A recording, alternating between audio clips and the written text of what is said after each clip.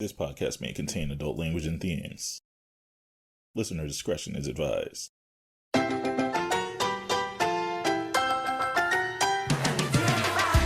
Welcome to the Tokyo Tea Party podcast, where we like to have real talk about life in Japan as told by people who actually live here. My name is Samuel Darbouze. I'm 38 years old. I'm an English teacher. I live in Tokyo, Japan. I've been teaching for about 13 years. Originally, I am from the United States of America, on the East Coast, New Jersey.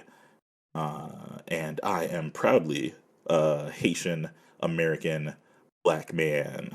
Thank you all for tuning in. Thank you all for listening. Thanks in advance for comments, your shares, and your likes. Please share this on social media. Tell your friends. We really appreciate it. Okay, so now that I have introduced myself, I have two lovely guests who I would like to introduce themselves as they see fit. So who would like to go first? Okay. Okay. So hey, I'm Evelyn. I used to go by Chocolate Desire online, but I recently just switched my actual name. So I don't know if you're on Foreigner in Tokyo, Japan, Twitter, you might know me from that. Or know me as that. I am a teacher still, technically. I'm trying to get out of that. I started working in animation recently. Mm-hmm. I'm a production manager at an animation studio now. Always very stressed out, but much happier, not gonna lie. I am also in my 30s. I just turned 33. And yeah, that's me. Hello, guys. All right. Thanks for introducing yourself, Evelyn, and our other guest. Hi, well, I'm Dontae. Dontae Dakada Online. I'm a teacher, expat, veteran based out of Tokyo, Japan. I've been here for about 6.5 years. I am an English assistant teacher now. I'll be starting as a civil servant in April, so I'll be the JTE, but the J is silent. So very interesting experience, and I'm really looking forward to this conversation. Like anytime we can share our experiences with each other, it helps each other and it helps people who may not know what's going on here. Absolutely. All right. Thank you both for introducing yourselves. So today's topic is being black in Japan. This is sort of a perennial topic. Yeah. Yes. It's something that's understandably always on black people's minds when we're considering moving to Asia, studying in Asia, working in Asia, specifically Japan as well. Living in Japan as a black person, sort of the first thing that a lot of people wonder about is Japan a racist country?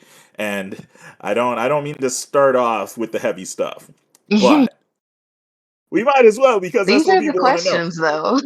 These are the questions. These are the questions. So in one word, Dante, is Japan racist? No. Okay. Evelyn. Jesus, one word. I guess. Is Jesus Oh, your it has answer? to be yes, then, doesn't it? Okay. All right. I'm a liar and a thief, and my answer is complicated. So let's just get some ground terms established. When I was coming up, my understanding of the word racism was a belief in one's superiority based on one's race, based on one's ethnicity. There is a popular idea called, what is it? PP equals R, so power plus prejudice equals racism. That's pretty popular these days, but I like to stick to the classics. In any case, that's how I understand racism, and that is why I answered the way that I did. It's complicated. You cheated. I am. I'm a philanderer. I'm a rapscallion. So before I go into why I think of the situation that way, Evelyn, would you like to expand on your answer? Yes. Yeah. So really, I think it's complicated is actually a much more fitting answer because I feel like the answer is yes, but not in the way that we are thinking coming from overseas. Ooh. Ooh, nice, nice, nice, nice. Please Um, continue. so Japan and a lot of Japanese people do tend to have like this sense of superiority based on race or ethnicity, but it's not necessarily because you are black, it's because you aren't Japanese first and then maybe second you are black. Like So there's this like an order of operations there. we putting on a clinic right now. I love it. I'm glad I started off with this. Okay. All right. So that's fantastic, Evelyn. I want to hear from Dante before we continue. Dante answered no. Yeah, I answered no because I think that there's a difference. There's a level of malice that's assumed with racism, I think. Further, I don't know that Japanese people, I don't think that Japanese people are racist, like by your definition. Hmm. I think that it's like walking to somebody's home, like you're a guest kind of situation, always. Right. No matter how long you live here, no matter how long you stay here, like you're a guest and you're kind of you're treated like a guest, a little bit of cold, but polite, but not always nice. And I think that's a distinction that needs to be made, like politeness, niceness, prejudice, and racism. There's a kaleidoscope of things that go into the answer of is Japan implicitly racist, and I can't say, given my experience with racism, that Japan is that. This is already we only just got started. Like there is so much already in these answers. You could write a book about this stuff. So, to follow up on the idea of politeness, something that, especially for Americans, because we're not, are we all Americans? I am. Are we all Yes. from the U.S.? Okay, so something that Americans are not super attuned to is politeness. I think that depends on where you're from. It does, kind of. I'm from New Jersey, so no politeness to be seen anywhere. An example for me is the last time I went back home. I needed to make a call, but I didn't have any quarters, and I was in the airport. I went to a store. I asked the lady. I had bills, but I didn't have any quarters. I said, can you give me some change? I need to, call my folks. And she said, "Sorry, I don't give out change," or whatever it was. And I was like, "Okay, cool." She wasn't. She. There was no pretense. She wasn't like, "Oh, I'm sorry, honey." Like she was just like, "No." And I was like, cool. I appreciated that she didn't blow smoke up my ass. So I went and asked another person, another a worker in the airport. I don't have any quarters. Do you know where I can get some quarters? Is there a change machine somewhere? I need to make a call. I need to call my folks. And the lady just gives me her cell phone. She said, "Oh, just go ahead, just call them." And that's something that I have not really seen all that much in Japan. Just like like these extremes, right? So like this person wasn't being polite; she was being like actually just genuinely a nice, giving person, right? And there was again no pretense. She wasn't acting like she was doing me a big favor. She was just like, "Oh, just use my phone." And I think a lot of Americans come over and get tripped up by the presentation of niceness, Mm, otherwise politeness, yeah, otherwise yeah. as you can interpret as politeness, and they don't realize they're getting the smoke blown a little bit. So Hmm. that's very fascinating, and I'm really glad you brought that up. To continue a little bit, I think it's complicated because racism absolutely is a factor. It's a factor worldwide. Any country that has ever had any country that's ever screened a Hollywood movie will have imported a little bit of racism along with it. Hmm. But xenophobia is the predominant factor. And that's why I think it's important to define your terms, because xenophobia, I would argue xenophobia is the bigger problem for people in general that are Absolutely. not Asian. Yeah. Racism, not as we know it. Yeah. Can I tag in? Please, please. I think that that's also true within Japan itself. I mean, if you look at people from Kanto versus people from the Kansai, there's some there are some biases that go with that. I remember a couple of years ago, somebody from the Kansai stomped out a kid on the train, and people were like, "Oh, well, yeah, of course, it's for a Kansai person." Ooh. Yeah, like it was. I remember it was Utsunomiya line, and like people just watched. There's that politeness for you. Oh. Um, Mm. but I think that there is a distinction that's made between prejudice and racism. Like, if someone watching a movie and assuming something about you is a prejudgment. Someone watching a movie and saying, "Well, those people are beneath me because they are who they are," that would be racism to me. It's I know it's like I'm mincing my words, like I'm nitpicking, but like if we're gonna call people because there are people who are genuinely racist people, and I believe they should be, have the scarlet letter across their chest. But I think it's difficult for me to paint that scarlet letter on people that don't know any better. See, that's the rub.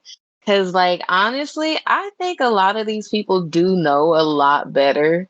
And we kind of let them get away with it because, oh, it's Japan, it's an island nation.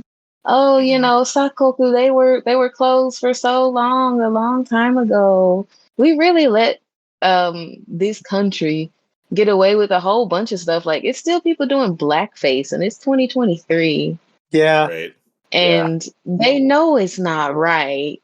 What is sakoku, by the way, for people that might Oh, not know? Sakoku is like it's a term for back in the past, before like a certain year, Japan as a country was completely closed to pretty much anybody. Not literally anybody.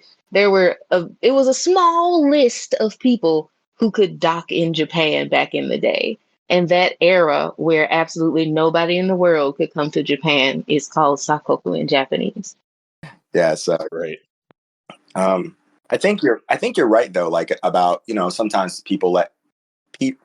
Oh, we have to generalize because every person is different. Because I don't see any of us letting people get away with it, but like there are people that are just like, well, that's the way it is, and they'll pop a shogunai Right. and it means it is what it is, and go about their day.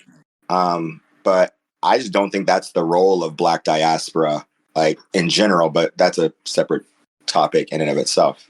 I think it is important, like in general, when you're having discussions about complex ideas. I think it is really important to be very precise with the language that you're using, and distinguishing between racism and distinguishing between prejudice is super important.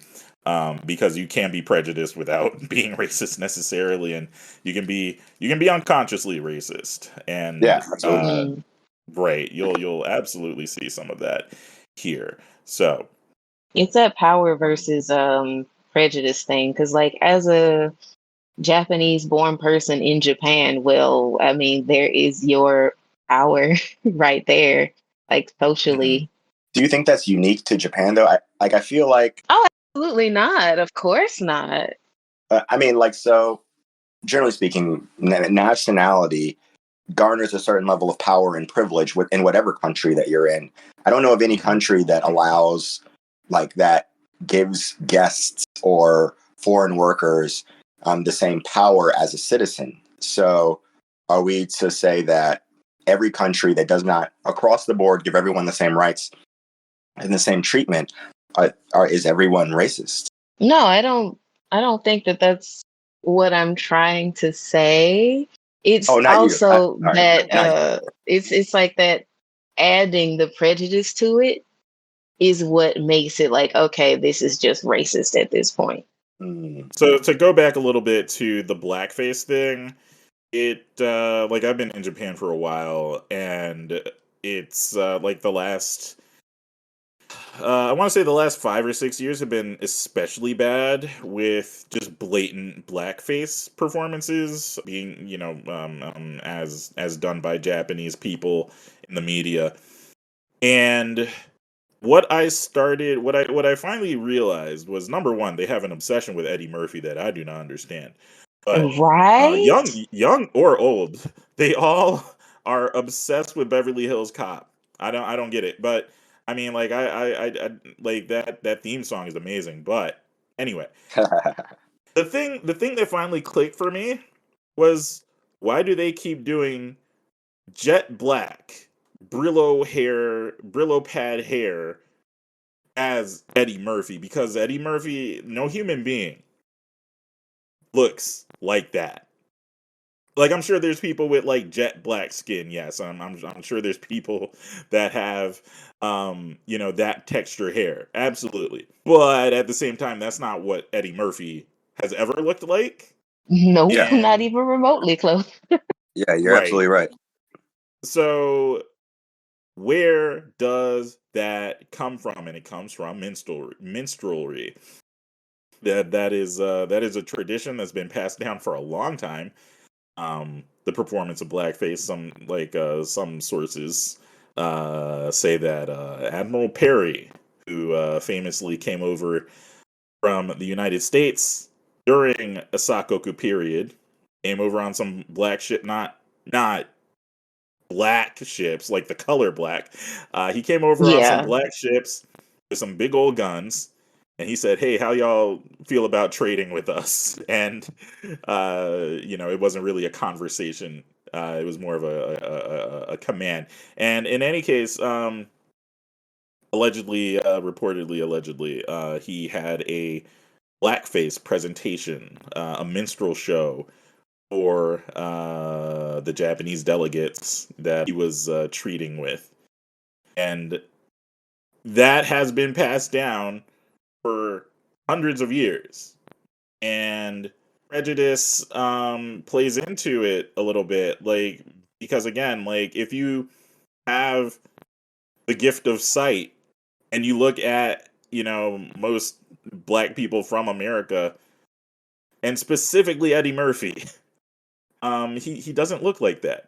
The hair always is what just really takes me out because I'm like, okay, you can make an argument that yeah, people skin tone don't really look like that, but I see where you're going. You could almost make that argument. Almost. You Mhm. can't make the argument that the curly Don Quixote wig is a hairstyle that Eddie Murphy has ever had in any movie Right, that I've ever seen him in, ever.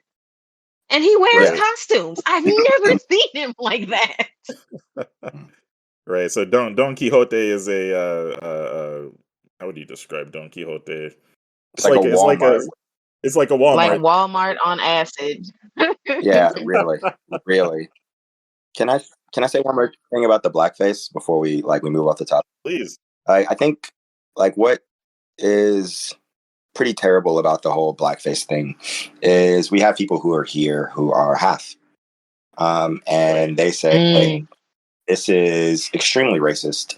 Um, and of course, Japan has no or has a history of racism, like as we already talked about. But like, I think that having the black spokesman of Japan, was it Bay O'Neill or something like that? It's Baya McNeil. By I'm sorry. He's stated on numerous occasions that this is not cool, da da da da. Like, and as probably the preeminent black person in Japan, which is interesting on its face. Um, it's weird to continue to see it now. Juxtapose Right. that to the fact that black culture is very popular here. It's hard to like figure out why it persists. Right. By the way, hafu in Japanese literally means half, as in half black, or well, half Japanese. So a child with one Japanese parent, one parent from another race or ethnicity. And yeah, it is damaging to the like you talk about like representation matters, like the lack of representation of like just foreigners. I don't really like that term, but I'll use it. Like just foreigners in general in Japan, I think is damaging to people who grow up here. Like I know it's damaging to people who grow up here who are not the the traditional idea of what a Japanese person looks like, because it ends up alienating them from their home country. It ends up making them foreigners in the country of their birth. And that, you know, like as much as I think about my own situation in Japan as a black person, like I often also think about what these children must be going through. Because at least, you know, if worse comes to worse, I could go back to the United States and at least be, you know, seen as an equal human being. Well, all right. Like, I'll at least Yeah, be now, seen come as on an now. American. Come on I'll now. at least be seen as an American for tax purposes. Yeah. But yeah, like again, the so-called Hafu children, like they don't really even get that here in their own home country. I think that's interesting because watching it kind of change over time, it is changing. So I think with the birth rate being so low, things are changing.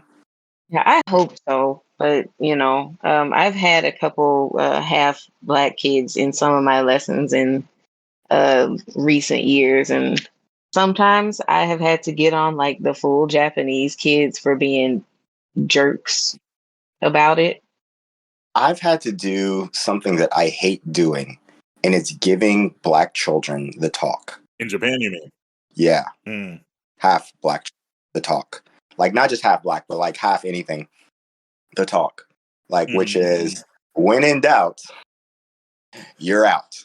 Like Mm-hmm. it's and like in that way, like I guess like I have to change my answer to yes. Like and like no, like it's Mm-hmm. interesting. Like when because I don't experience racism generally anymore because I'm in a pocket. Like it's hard. Like it would not very nuanced for me to say that it doesn't exist. And I'm all about changing once I realize I'm wrong about something. I gave a kid a talk, and it made me cry because I remember my talk. Mm-hmm. They want to kill you. You need to keep your hands where they can see them at all times. Do not move. Da da da da da. Every black boy knows the talk. I can't speak for black women because I'm not a black woman. But translating that into Japanese, most excruciating thing ever. Mm-hmm. Mm-hmm. Mm-hmm. Yeah. Right. So, because my family like came directly from Haiti, I didn't get the talk directly. I'm pretty sure I got the talk from like Family Matters and The Fresh Prince. Yeah, Like, yeah. Mm, it didn't take me too long to catch on yeah. to what was going on in the U.S. But like I was born in the U.S. And very, you know, interesting racial dynamics, being a Haitian child with a, you know, American accent in a majority African American neighborhood, and seeing how they, you know, treated other Haitian kids that had an accent and came fresh off the boat. There's a lot of tea that we could drink on that, but I do want to sort of just have like a more general view of your life in Japan as a black person. So we obviously we're visible minorities, and Mm, the way people react to you, like we're obviously also, you know, fully human beings, and mm, human beings do happen to judge people based on the way they look, and not just aesthetic things, but like also, you know, subjective things, the way you understand what it means when a person has a certain kind of skin or a certain kind of hair or a certain kind of presentation.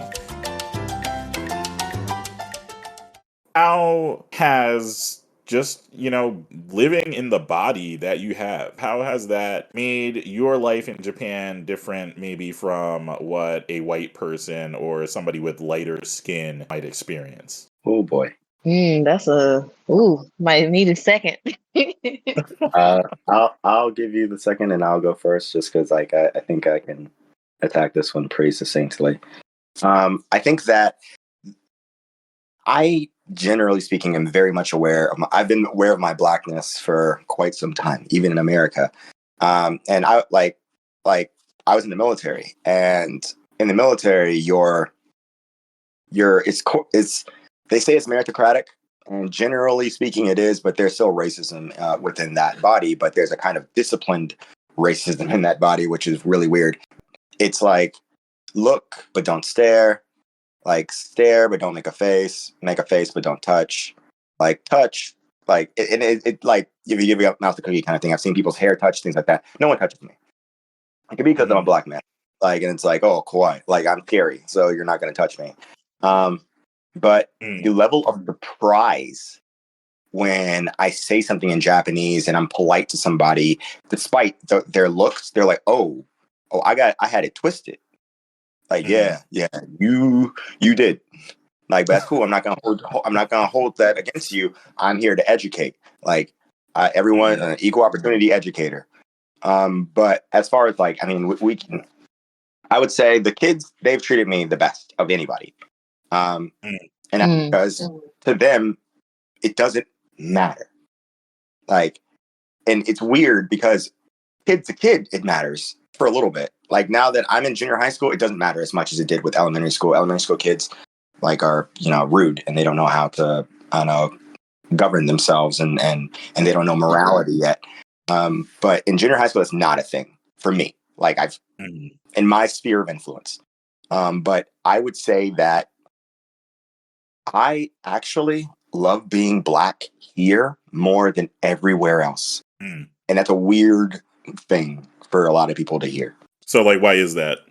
I think because while, like, there is some prejudice, things like that, like, I have I have a lot more power to change opinion because there's not many of us. And I think Jay-Z said it, but he said less is more, and there's plenty of us. If each of us teaches those around us, and those people around us teach those people around them, and so on and so forth, we have an opportunity, like, as Black people, like, not being Eddie Murphy, and people who like Eddie Murphy like that are quickly dying out. We have an opportunity to change the narrative about what is Blackness and how it should be reacted to within this country. That is a great perspective. Yeah. So just quickly, a few things that I wanted to chime in on. It is interesting to see how adults react to me personally, as opposed to children, school-age children. An easy example is like something like, if you've never lived in Japan, if you're thinking of coming to Japan, etc., or if your experience in Japan is still like, if you're still new to Japan, something that you're going to hear a whole lot about is the empty seat phenomenon, and like, you probably don't need too much explanation to understand what I'm talking about. But when you're on the train, and or when I am on the train and I sit down, even if the train is like busy as hell, like, that seat might stay empty for the whole ride until I get off. And except for Japanese high school students, they'll just sit down. They don't give a they do not care. Like, they just see a chair. They don't really care about me at all. They just want to sit down. Whereas, again, like, countless adults are intimidated or worried about sitting next to somebody that doesn't look Japanese. And and like, it is interesting to think about it now, like, in elementary school, because I have worked in elementary school, junior high school, high school. In elementary school, again, if you're new to Japan or if you've never lived here, and you have darker skin, do not be alarmed if you are compared to certain zoo animals, to put it Gorilla. lightly. Yes. Yeah, you gotta catch them when they're young, or like the first Yes. time they do. Or, I mean, it helps if you speak Japanese in that case, in my opinion, because then you can kind of step in and like nip it in the bud. Like, no, we don't do that. We don't do that. Mm-mm. It's definitely an opportunity to help them see other people as human beings, because it is a unique situation for a child who doesn't understand the world in general to see somebody who's not Japanese for the first time. Like, it might literally be the first time they've ever seen a black person in any form. Yep. Mm-hmm. Adults don't quite have that excuse, but there is something interesting that happens once they mature a little bit, but they're not adults quite, where they're Yeah. just like, I see a chair and I'm going to sit, and they're not intimidated, they're not afraid, or whatever. So like, the kids give me hope. Yeah. At least with apathy. Right. They just see, an adult, and they don't care about adults. Adults are not on their radar. Yeah. But Evelyn, did you have anything you wanted to add? Yeah, sure. So it's probably gonna be weird for me to say this, but I want to agree that even though I know people treat me differently because I am Black, I gotta say, overall, I feel like generally better than I do in America, if Hmm. I am completely honest. Like, to the point that I don't even have the bubble on the train anymore. So, exactly. I had it for like the first 3 months, and now anybody will come sit by me. Grannies, doesn't matter. People are just like, oh, an empty seat. Hmm.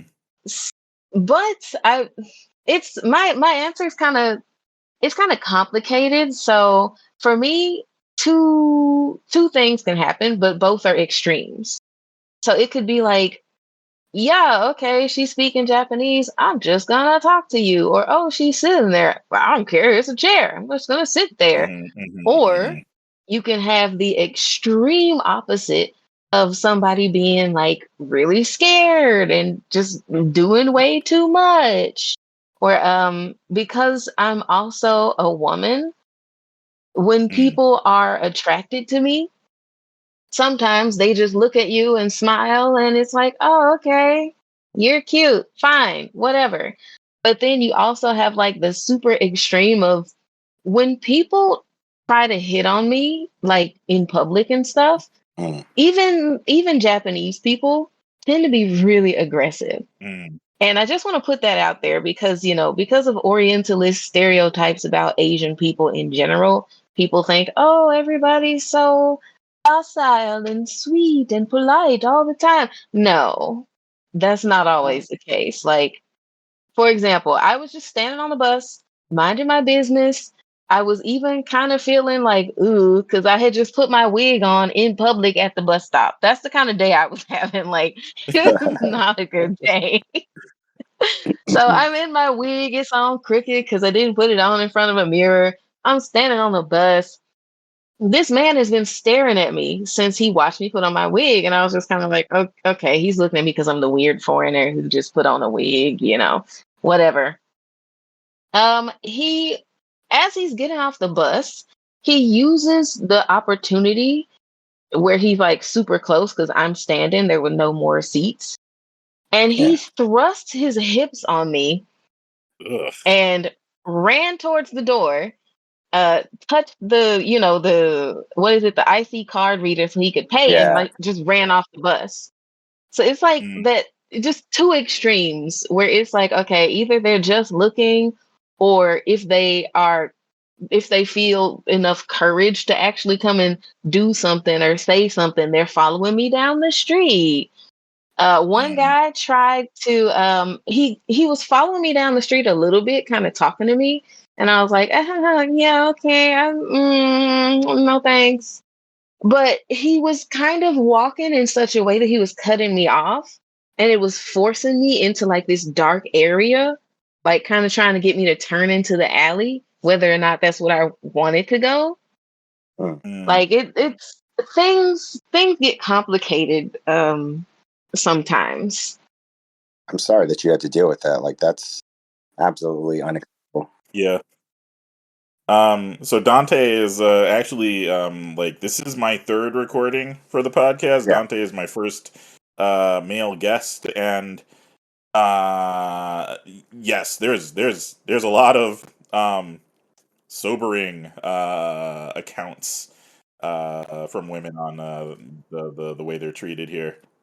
I've seen them. I've seen them on the train. Like, I usually am the one that's being hyper confrontational because that's who I am. Like, if I see Mhm. something, I'm smashing it, like, just immediately. Like, so, like, it's just, that's another aspect of it, the sexualization of our black skin, hypersexualization of black skin. So there's a lot of reactions that people have to us, and I think it's a part of a conversation that just in general most cultures don't have about the depth and breadth of things that people find attractive, because there's people who genuinely find larger people attractive. Mm. I know a few because I am a larger person. There's genuinely people who find people with darker skin more attractive. I knew a girl who exclusively only wanted to date African Americans. Oh, it's very specific. Very extremely specific, and she would ask me like, "Is this guy from Nigeria? He doesn't sound like he's African American." And I was like, "Girl, you need Oh no. some help, Oh maybe." no. Oh, I don't like Ah, that. Yeah, yeah. Ooh, that's Um, even worse than just black. Like, ooh, you specifying she, country now? Oh. yeah, she had some issues. But the next thing I did kind of want to go into is like how whether it be romantic or platonic in your interpersonal relationships, like how do people find you as a black person? Like, are they like what is your experience with people sort of like fetishizing you and approaching you purely? I'm sure you've had this happen where people are more interested in the color of your skin than they might be with you. When have you found yourself in situations where people are not necessarily looking past the color of your skin, but becoming more interested with you as a person, as a complete total package? So I'm not gonna lie, I have hated my experience like romantically here so far. Mm, Not that people aren't interested romantically, just it's just things can get really weird because you're not Japanese, and that's one of those times where I would say it's not necessarily because I'm black in those cases, it's because I'm not Japanese. hmm But when it comes to the people who are like, yeah, I'm dating you because I like black people, oh boy, right. those are some interesting times. Some of them try to like out black you sometimes, and you're like, what is happening over here? One guy was so incredibly down. Like, he was always on 10. Like, I would just be existing, like, yeah, I saw a movie. It was Chucky. And he's like talking about the black struggle related to Chucky. And I'm like, whoa, whoa, whoa, whoa, whoa, whoa, oh man, slow down. I Whoa. that pseudo Nubian complex like that. well, technically, Chucky is the result of voodoo and like That Haitian. is true, but like my guy, I was just watching the movie. I wasn't trying. I was chilling. I wasn't trying to do all that over there. As a black man, as again a bigger black man, sometimes I do find people trying not to out black me necessarily, but like trying to out, like it's like this contest of machismo that I didn't sign up for, because like I'm not a macho guy. Maybe it's like a bigger, like a more muscular person, a more macho person that like feels a little like they see you and they get a little like unsure of themselves, and to sort of reassert their feelings of like whatever it may be, like their confidence in themselves derived from their physical strength or their size or whatever it is. Sometimes you will see people just like be a little not 10, but more like 11 or 12 with you, and just being like Mm. really intense unnecessarily. Yeah, I wonder if it's because you're a man. Because like I don't have those issues. Mine, when that happens, more often than not, it's like something sexual, like people making assumptions about the things that I am willing to do with them. Dontae, did you have something? Yeah, I mean the hyper aggression thing. I've dealt with that before. Like someone tried to like bump me off of off a spot. I was like waiting to get off the train, and this guy, he's taller than me. Like, because I'm just short enough for you to think that I'm the guy. Like, and I have to because I have pride. Like, so like I have to assert that nah, I'm not that guy. Like, try that Mm. elsewhere, but not on me. Try Jesus. Like, so, um, like I've had that happen before. I've had women hit me with their bags, like quote unquote accidentally, like just because like they feel like they can get away with it. I've actually reported a woman for doing it. Let's I don't know, chocolate. So like let's stop, let's wait for a second. Like let's get this platform guy over here and you can have a conversation with him while you feel like your bag connecting to my hip is the correct gesture to make. So I've had that. She was very apologetic, of course, you know, in the traditional Polite. blowing smoke kind of way. Yeah, exactly. Right. Yeah. As far as hypersexualization, I've had that too. But I've had it like not as openly as I guess you guys have, like where someone's like, "Oh, I don't date anyone but black guys." As a matter of fact, I've dealt with both. I've dealt with like if you've ever been on Tinder, you kind of figure out real quick what people's Real quick. desires are. And I have people like flat out say, "Oh, no black guys." Right. Ooh. Like or only white guys. Right. Or only people from Canada, U.S., and Australia. But then when I I love the ones with the grocery list of countries that they will not date. Nobody from Saudi Arabia, nobody from Egypt, nobody from Istanbul, nobody from Timbuktu. Like, whoa, whoa, whoa! Like the problem is you, homie. Yeah, and I mean, I can understand if they're like worried about traditions clashing and things like that. Like, but don't say it. Just don't match. How about that? Right. Like you could just shut up. That's an option. Like, right. So, like, I've had that before where it's like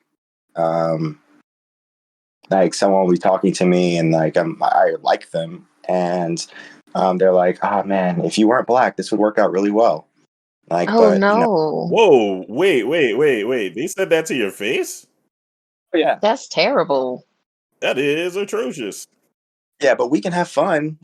They said, yeah. Like, but you know what they mean. Like, they're trying to see what it is. Like, and that generality persists no matter where we are. Like, oh yeah, like males are hyper aggressive sexual creatures that are taking women away and all of that. And I mean, like, it doesn't. I mean, I know somebody who's in the adult industry, and the adult industry doesn't help that narrative. And he stated as such. But I think that whenever I encounter that situation, I'm like, oh man, like I'm sure you'll find somebody who's happy to be your fetish. That's not me though. So you can finish up your dinner. I'll pay the check. You can stay right there, and I'm a skedaddle. And yeah, I've left. I am the master of leaving a date early. Like, bro, I'll roll out quick, and I'm not a bad date. Like, it'd be a nice place. You'll find somebody else there. Like, but I'm out. So what about just in terms of a non-romantic relationship? I'm the cool guy. Like, right. I am the barometer of what is cool, which is funny because when I was a high schooler, like in America, I was very much not the cool guy. Like, I was the nerdy guy. Like, and so I will say that like I got really comfortable with myself once I came over here. I was 30. I don't care about anything anymore. Like, I'm in a country where people don't even know me anyway, so I'm just gonna do what I do. But the fact that like, oh yeah, like Ty's cool, like, and I'm like, well, why do you think so? Like, oh, you're Dontae. You're that's why you're cool. And I'm like, thank you, appreciate that. Completely different from high school, absolutely. What about Evelyn? I'm pretty much the same. Like, when it comes to just like being friends with people, like people who actually want to be your friend, not like people who are full of it, like people who actually are your friend for real. I don't really Mm, have issues there once I find those people. Like, and I feel like you know, if you weren't willing to give me a chance because I'm black, well, we weren't supposed to be friends anyway. So I feel like mm, good, like just overall good. I don't really have um issues once I actually really get to be in that platonic friendship spot with people.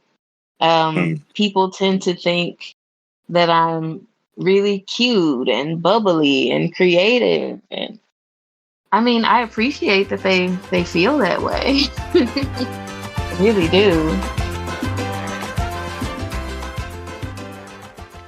So, just real brief, like something that I wanted to add because, like, during my time as a JET ALT in a JET program assistant language teacher in Toyama Prefecture many years ago, I had a colleague from Jamaica, and something really insightful that she said about the way that she's perceived in Japan. Like, she's perceived through the lens of blackness, but she's perceived through the lens of African American, specifically blackness. And Here we go. she, right, she remarked on how, like, again, like, the perception of black in Japan is African American.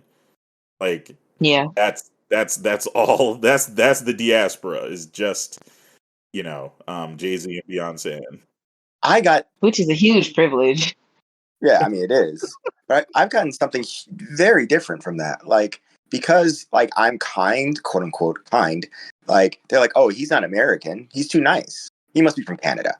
Or "Are you Jamaican?" Like because I'm kind.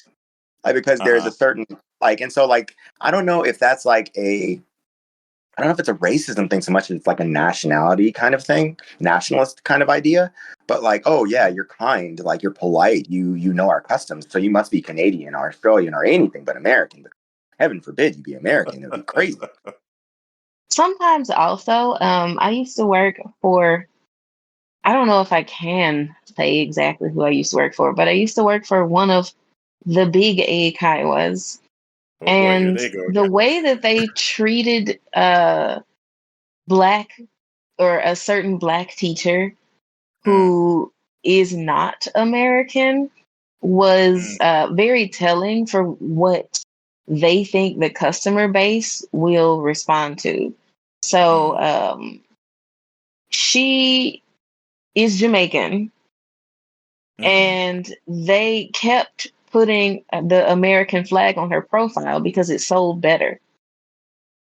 Not Whoa. that not that people don't want to take lessons from black people. Yes, granted, less students take lessons from black people, but Right. that's a different thing. That's their weird prejudice about only white people speak real good English or Hmm. whatever. But Yeah. that's kind of a different story. But just like the fact that the company knew that and would change people's flags to be Mm, different countries to get students to book those lessons. mm. I think that says something about the people that they're marketing to, the people who want to take the lessons. Right. It's almost as if, like, well, he's black, but at least he's American, right? Like, Right, that's exactly. on another level. Yeah. Yeah, it's like they argued that girl down about her Jamaican flag. They would not give it to her. Is that a chicken versus the egg thing? Like, I don't know, because like they always market Americans, people only want Americans. Like I feel like there's like which came first, the marketing of Americanism as the hype, like as the elite English structure, which is a big problem in the ESL community, the English as a second language community. But like, or the people saying they desire English a certain way, because if you don't speak English, you don't know the difference anyway. So how can you make that distinction? Like, I feel like the company is making Yeah. that decision for the people because of their vapid idea of what people want. And I mean, they're just as complicit in proliferating racism as the people themselves. More so, even. Oh, for sure. The person I'm thinking about is racist. He's not white, but he do not like us, y'all. He's very racist. See, I've dealt with like the most racist people I've dealt with are, and yeah, I apologize to your audience if they're white people here. Like the entitlement that you are the preferred foreigner, like really burns me up. And in my particular company, and I could drop their name, but I'm gonna keep it chill. The representation is very interesting, as in not at all. Like I am probably the only Black American leader in my region, and in an adjacent region there is a Jamaican man, but they treat him completely different. They treat him kindly as opposed to me, because like Americans are belligerent and protect. Now, mind you, I'm gonna put you in your place if you step out of line, but nothing about me innately says, "Hi, I'm here to destroy you." Right. Yeah. Right. So a lot of what's going on, like again, is white supremacist projections of blackness. Going across the ocean and ending up in people thinking, all Black people from the U.S. love fried chicken and hip hop, and they'll fight you over Oh my nothing. goodness. Right. And it also does speak to like just a general lack of consciousness about the outside world, because like why would you value a Jamaican person's English less? Because they speak English. They very much speak English. Right. And again, if you are in the position of being a student of English, like you don't so much see this going on with white people from countries outside of like the US or Canada or England. Like a Scottish person, like you could talk about accents and difficulty in understanding accents, but like if the person is white, it's almost like a foregone conclusion that their English must be authentic and it must be good, good English, proper English. And actually something I want to bring up with the both of you real quick, and like I know how this might sound, but like given how well spoken, like I know, but you are well spoken people, and like that is something that I take pride in myself. Hence me starting a podcast. But like how, like as far as like your intelligence, do you feel like, and I think you've both also indicated a certain degree of Japanese mastery as well. So, like, do you feel like people are connecting the dots between you as a person and your level of intelligence or academic success or etc.? I guess my response is kind of short in that I don't think they are. I mean, I don't have any experiences that make me think people don't find me to be an intelligent person or anything. Okay, so like for example, like in your workplace, like do people freely converse with you without like I don't know stopping to translate into English or things like that? Or if you are speaking in English, um like again, like do they trust that you'll understand all the things that they're saying? When it's people who have to talk to me more than once, I would say for the most part, they are really nice like that.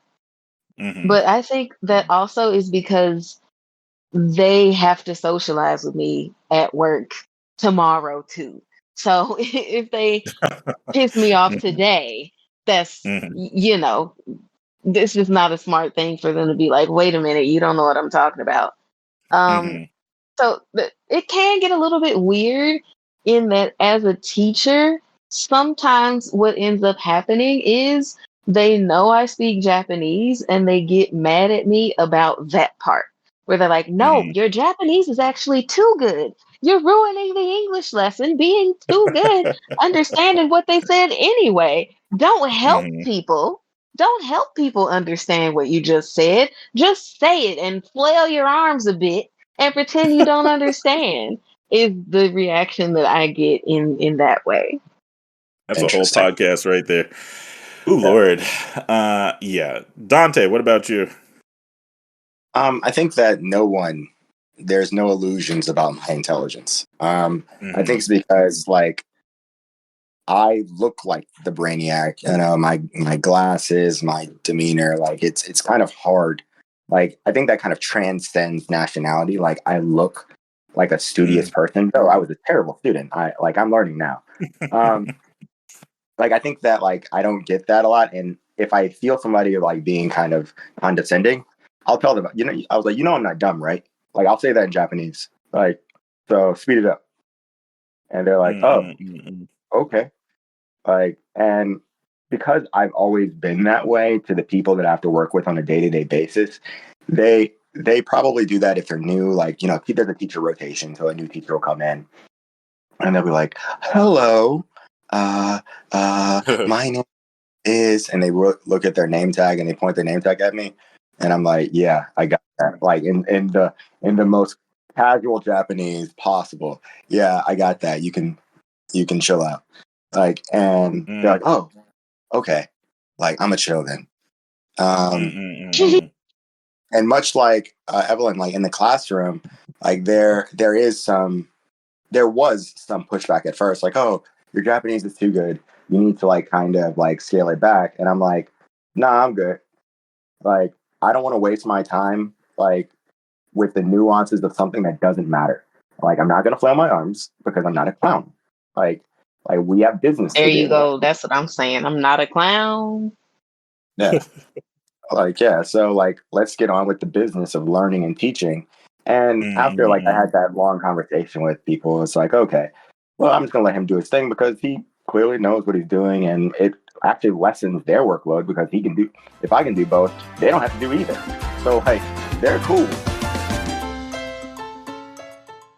Occupation is actually something I would like, or well, sort of the job hunt is something I would like to talk about a little bit because almost every job that I've had in Japan, I've not been the first choice, and just happenstance has allowed me to get into a position. And then once I get into the position, people don't want me to leave. I've been teaching English for 13 years, which is not something most people do. I do it because I genuinely enjoy teaching. It's genuinely rewarding to me. Even though the job and the salary isn't as much. Yeah. Yes. Watching, but like seeing a child or seeing a student, no matter what age, like seeing that light bulb flash, the flash of understanding and helping them reach that understanding is one of the best feelings in the world for me. And because I've been basically teaching even before I got to Japan for over 13 years. I've learned a thing or two within a month of people watching me and watching how I interact with students, and especially once they like hear my Japanese, like there's sort of a marked difference, I think, in the way people receive me, because I have N2 in the Japanese language proficiency test, the JLPT. N2 is the second highest level. I got it on my first try. Um, I like telling people that because it makes me feel good about myself. Flex. Flex. And exactly. Right? And um, I think people do, because like I have had situations like where clearly people were judging me based on my appearance, and people were a little trepidatious about whether or not I would be able to perform the role I was given. Mm. I've been aware of it, since the very beginning of my time in Japan, and nonetheless, like I've just been doing what I do, and very quickly, I think people they look at me a second time. I think people re-examine what they were thinking and take stock of what I'm actually bringing to the table. And every time I become a valued member of the staff. Yeah. So, like, if you are not in Japan yet, if you are in Japan and you're new and you're feeling like people are, not recognizing your potential, like, yeah, just keep learning, keep getting better. And if you are like a teacher, like you actually enjoy teaching, um, just remember that the more experience you get, the better you'll get at the job.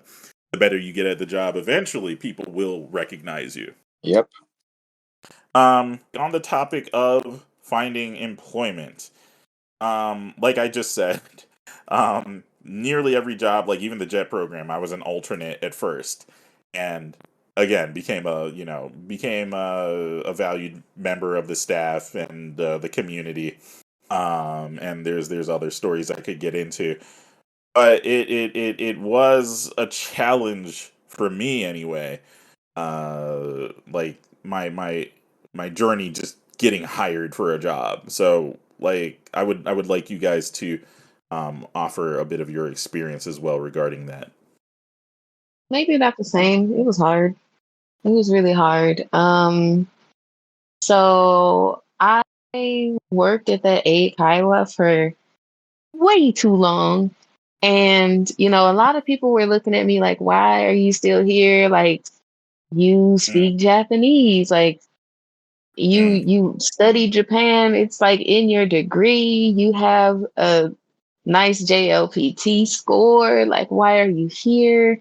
And it's like, just because it's hard, it's right, hard. right. You Yeah. keep getting beat out by all the other candidates because you're not the first choice. Mm, The first job that I got that was a shoe-in was literally because my friend opened something and wanted somebody to work it.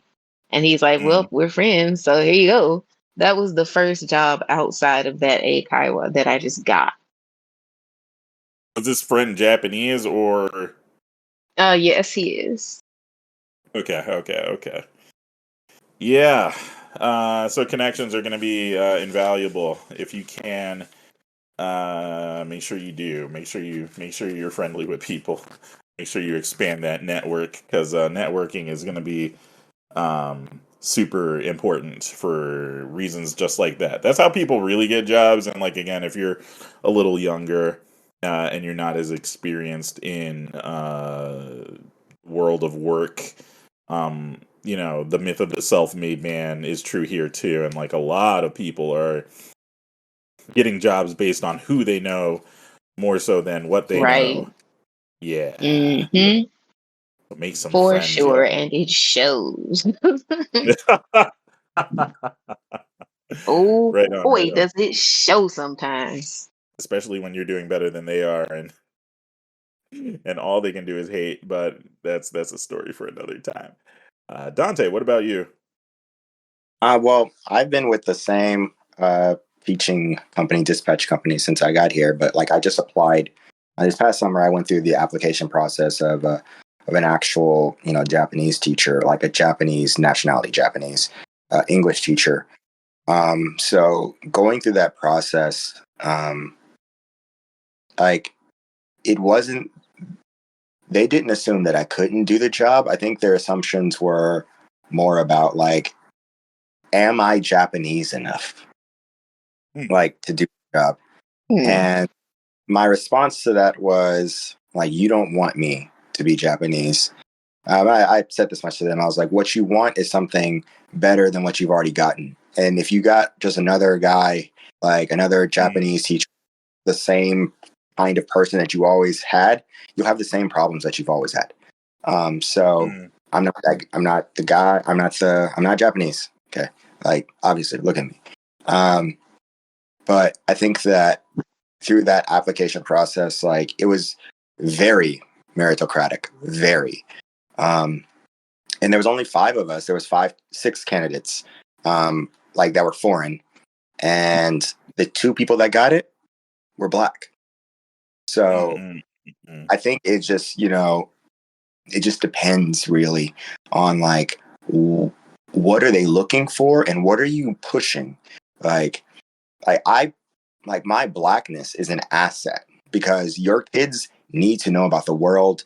And sorry, but and this is going to sound awful to the white people out there, but there's a certain aspect of the world that the white people are not going to be able to give them, and Japanese people are absolutely going to deal with discrimination when they leave these shores. So who better to teach someone who is well versed in discrimination? So like I think that was a big one for them. Right. Yeah, that's pretty good. And just to put your to put your anxieties at ease, like only a certain kind of white person is gonna listen to this podcast. Because yeah, I'm not gonna pull any punches Oh, here. I wouldn't even worry about that. I'm not, I try to like be sensitive to people's like sore spots, like just because like I want them to listen to the content of what I say and not just hear like, oh yeah, like just Black on this or Black on white, Black on white, Black on white. Like, no, it's Black, like talking about Black and white people are in the audience, actually. Right. Exactly. That's the best Black content, honestly. Yeah. And I think that like we shouldn't like, and I don't think we are, but cater to a wide audience. But I do feel like, it's always an opportunity to, I don't know, to educate them. But like the first interview I had for the dispatch job, I was the first choice. And I was replacing a blonde-haired, blue-eyed white girl. And there was much concern about whether or not the school was going to accept me because you go from that to me, who's not blue eyes, who's not white, who does not have any hair, let alone blonde. So I think that was a exercise in character over color. So yeah, you can make your way out here. Knowing people will be helpful. Putting your nose to the grindstone will also be helpful. So if you find yourself in a situation like me where it seems like you're always chopped liver, it's still possible. It's still possible because at the end of the day, if you're the best, you will get recognized. So don't give up on that, yo.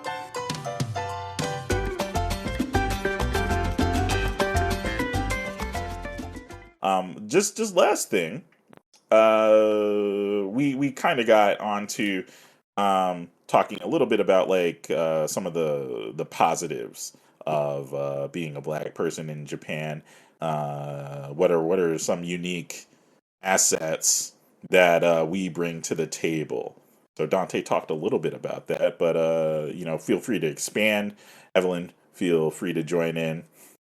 Our culture is so unique in the fact that like even Blackness is a kaleidoscope. Like, what is Black? Like, and what does it mean to be Black? Well, it's different depending on your perspective and where you've been. Like a New Jersey Black man, like Haitian background, a Black man, and a Black man who never spent more than a couple of years in in one state. I've been to all 48 states, whether lived or spent like at least a month in. Ooh. Like the only states I have not been in are Alaska and Hawaii. So like I can tell you what it's like to be Black in all of them. Like, and so like that perspective like is going to be different. The Black perspective and the Black culture that you can apply to whatever industry you're in, it's going to be very different. Like, and so I think that I think the positive to me, the overwhelming positive, is the curiosity of my students and the curiosity of even some of the teachers. Like, oh, like for example, like eating intestines, in Black, like Southern Black culture, we call it chitlins. But they eat them here too. And I'm like, oh, okay. Like, y'all clean them yourself? Like, no. butcher cleans them. I'm like, oh, okay, we clean them ourselves. And like, just like the little things that are just like oddly similar, that, you know, you can share with people and make you out to, and it sounds awful, but it makes you more real as opposed to a caricature of a culture that they've never touched, like other than seeing it in a movie theater.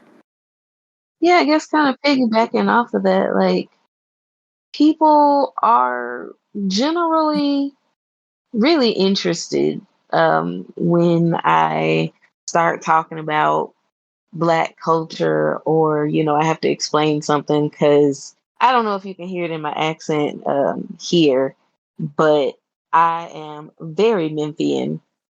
So sometimes I make little like English slips where I'm like, "Oop, that was the wrong kind of English. My bad." So Yeah. you know, but people are still generally um, curious. They can be just as excited about it as you are sometimes, and that's actually really cool. It's kind of beautiful because that's why I ended up over here because I was really curious and interested in them. So, for some Japanese people to be like, "Oh my God, a real Black person," you know, it's I don't know, it's kind of beautiful in a way. Yeah. So something I was thinking about, you know, being socioeconomically in the position that I have been and that most of us are. Um, so like the problem with white supremacy is it disconnects you from reality, but it also disconnects you from other human beings. And like, you don't have to be like running around on a horse with a hood on your head to be disconnected. Like, you, I think it's easier for me to have true empathy and true community and communion with people who are not like me because I understand and I've had to think and I've had to learn about my own humanity um, despite the context that my or my the culture, the context of my my home country tries to put me in. So like I've been put into a situation where I've had to think deeply about like what is a human being, you know, what is a person, what makes a person what they are. Um and I think that's allowed me to have a better understanding of how to have a genuine self-expression of myself, how to present myself as a whole person to people who are not like me, and how to receive people who are not like me and see our common humanity. And because of the position that you know we're put into, I think it makes it easier to find that connection to other people, to find those similarities to other people. I agree with that.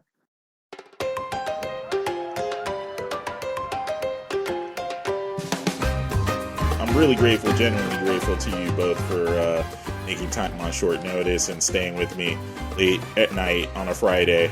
Are you good? You kept me from doing work. Yeah, so thank you both. Thank you so much. Thank you, Dontae. Thank you, Evelyn. And thank you for having me. Really. Yeah, thanks for having me.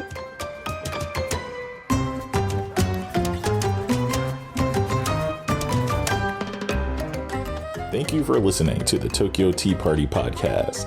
A very special thanks to my guests, Evelyn and Dontae. Vibrant tropical salsa and rhythm of Havana, courtesy of Toontank and Pineapple Music. For my socials, information about the show, and information about this episode's guests, please check the show notes. If you've enjoyed today's episode, please show some love with shares, likes, and comments on social media. I've been your host, Samuel Darbouze. Be easy, y'all. Mina, genki de ne? Peace.